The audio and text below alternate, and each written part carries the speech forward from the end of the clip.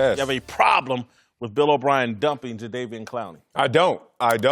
You have to keep it in totality, even though we're going to isolate the variable and talk about just Jadeveon Clowney. But his measurables can be replaced. Whatever you think of him, 9.5 sacks, never a double-digit season as you spoke of, you can replace those measurables because, one, his contract will be up at the end of the year. And we're talking about a guy who's owed $15 million this year, and there's going to be $18, $20 million north going forward for a franchise pass rusher. Is that necessary for this Texans team to get over the hump? Remember, in the playoffs last year, Jadeveon Clowney and J.J. Watt, neutralized by who? Probably the best offensive line we know in the game, in the Indianapolis Colts. And if you start to summarize what that looked like last year, do we need help on the offensive line? Yes. Do we need help at the receiver position? DeAndre Hopkins hurt in that same game. We can't get over the hump. We lose by 2 possessions. Yes. We have a lot of needs outside of just a redundancy of pass rush. This is a team that was 11th ranked last year getting after the quarterback, but dead last in terms of hits on their own quarterback. So I just think that the equation changed where, are we really going to pay Jadeveon Clowney $20 million? No. So if we're not, why are we going to hold on to this instead of trying to get maximized value? So that's what they did. I love the move in the sense of this is a forward-thinking move that may even show dividends presently. Do I have a problem with it? Yes and no. And I'm going to explain this. Please do. When you lose a free agent like Jadeveon Clowney, say they don't franchise him, you're going to get a compensatory third-round pick anyway. You're going to get that anyway. So you trade him to Seattle for a third-round pick that you're going to get anyway if you don't even franchise him, and you pay $7 million of his salary. That makes no sense. If you didn't want him, just let him go. So you're basically paying $7 million for Markevious Mingo and Jacob Martin that you got in the deal, who probably were going to be released anyway. Mm-hmm. So if you didn't want Jadeveon Clowney, all you had to do was rescind his franchise tender before July 15th, I believe it was, and you're going to get a third-round pick anyway. So now you receive a third-round pick, and you pay $7 million of his salary. That makes no sense. So do I have a problem with it? No, they do need help offensively. But business-wise, it was a bad move. I don't know what they were thinking. Bill O'Brien knew he didn't want him. Just rescind the tender, and you're going to get a compensatory pick anyway. Brendan Scarlett, do y'all know who that is? No. He's on the depth chart behind Jadeveon Clowney. You know how many sacks he produced for this team last year? Donuts. Yeah. Close to what we got in our game on Friday. I can relate, all right? Let's see. Whitney Merciless. Do we know who he is? Yes. He played on the game. He played on the team. Fighting the lineout. He put up an amazing 4 for the Houston Texans. He's not bad, though. No, he's nice. He's not bad. Put up an amazing 4. He's nice. He's not bad. He put up a staggering 4 sacks. Yep. Okay. Jadeveon Clowney last season, 9 sacks. All right. Now, you had a guy by the name of Covington that isn't there anymore. He put up 3.5 sacks. If you put all 3 of those guys together, you have 7.5 sacks, right? 9 sacks, 1 player. J.J. Watt has 16 sacks. This says to me, first of all, the answer is I don't have a problem with him trying to build the team the way he wants to build the team. That's his prerogative. The idea of we improved our team and you're basing it off of something that had nothing to do with Jadeveon Clowney. You brought in a receiver that caused issues. We're talking about Jadeveon being the Antonio Brown in this situation. Kenny Stills could be the Antonio Brown in this situation going to the Texans. And you bring in a lineman that's great. You improve your line. You got a quarterback that needs better protection. All right, but that quarterback better be able to put up points because when you lose that type of production from a player and you do not replace it, which is the point I was getting at, 7 sacks, J.J. Watt is going to feel the effects of this. That secondary is going to feel the effects of this. That defense is going to feel the effects of this. Answer my question on this. Go ahead. Seriously.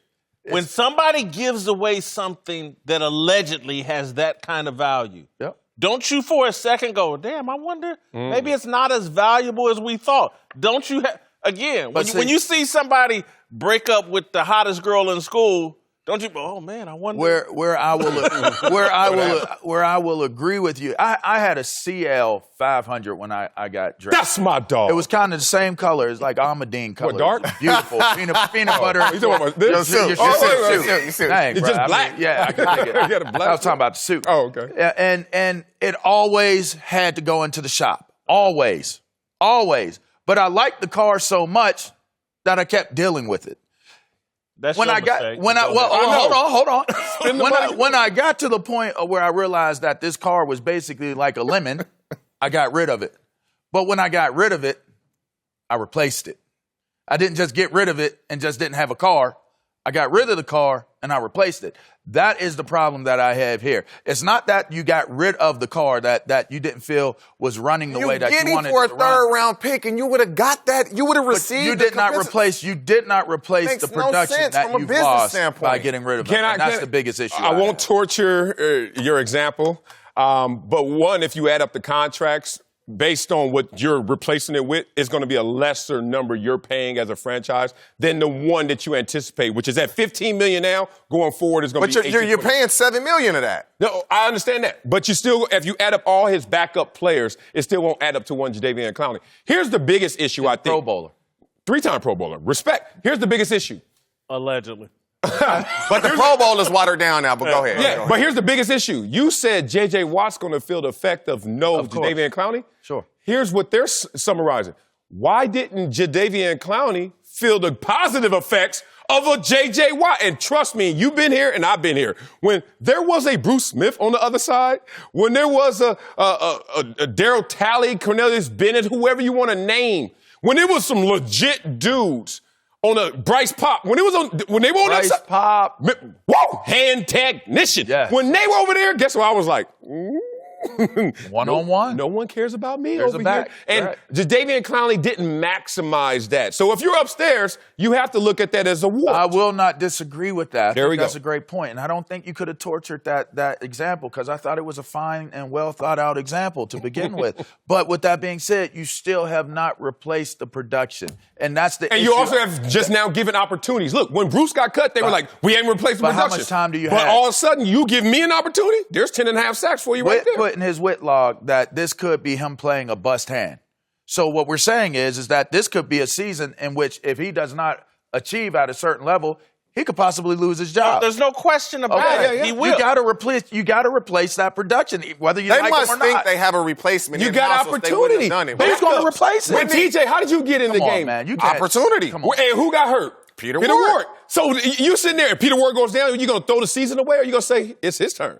And you got to let that play out. I love P-Dub. And again, I know these moves may not have been connected. But to me, what Bill O'Brien is saying here is like, we're going to put our eggs in Deshaun Watson's basket. Right. We have been putting our eggs in J.J. Watt and the defensive side of the ball. We're now going to flip the script and go to this other side of the ball. What we don't want to do is end up in an Andrew Luck type situation with Deshaun Watson where we never provided him the right offensive line. We never provided him the protection. This kid had to take a bus to a game because his shoulder body was so banged up he couldn't fly. And so to me, when I look back, and again, I agree with TJ, I'm not sure if this was handled properly, the trade. Bill O'Brien might be out over his skis as a general manager. But I just look at Clowney and go, man, there must be a problem here if they're giving him away like this. And then I like the move of like, hey, man, let's ride Deshaun Watson. Let's give him another receiver to go along with Hopkins and William Fuller, and let's try to provide him some pass protection. We don't want this guy beaten up the way Andrew Luck was. That's not a bad play because to me, to Marcellus's point, if you this kind of talented freak playing opposite J.J. Watt, and the best you can do is 9.5 sacks. You know what's crazy about that? Seattle basically got him for free. Because if Seattle doesn't re-sign him, I'm sitting here thinking, guess what they get? They're going to receive a third-round compensatory pick. Mm-hmm. That's what Seattle will get now if they don't re-sign him. So they're basically paying $9 million. Hopefully he can give them production. I don't have a problem with the reasoning. I have a problem with replacing the production. And again, if you're looking at your defense, I want my offense to have every opportunity to be successful. No problem there. That will happen. But if you do not, whether you guys respect the 9 sacks or not, the guy made a difference as a player on that defensive unit and on that defensive front. If you're not replacing, that is one of the most prime positions. That is high-end real estate to be a But it's defensive redundancy. end. That redundancy at the position versus what is going to be the best way to focus our efforts and our resources to get over this hump. Their hump wasn't the fact that they didn't have enough defensive production or pass rush. The fact is they couldn't protect their own But that passer. may not They show. lost by 2 possessions to a Colts team that had the best offensive line. But you might have been closer having him on your defensive line. You may slide back a little bit not having him. And believe you me, that may not necessarily be based off of just a statistical stat line on the guy that they just I got would agree. rid of. I'm not going with stats. I'm going with the fact they just gave up one of the most talented players to ever hit the NFL. To me, they just sold Seattle a lemon. And look, Seattle won't complain about buying that lemon because they bought it cheap. But I think they bought a lemon. Thanks for watching. Subscribe here to get the latest from the show. And be sure to check out more of the best clips from Speak For Yourself or go watch a few segments from our other shows on FS1.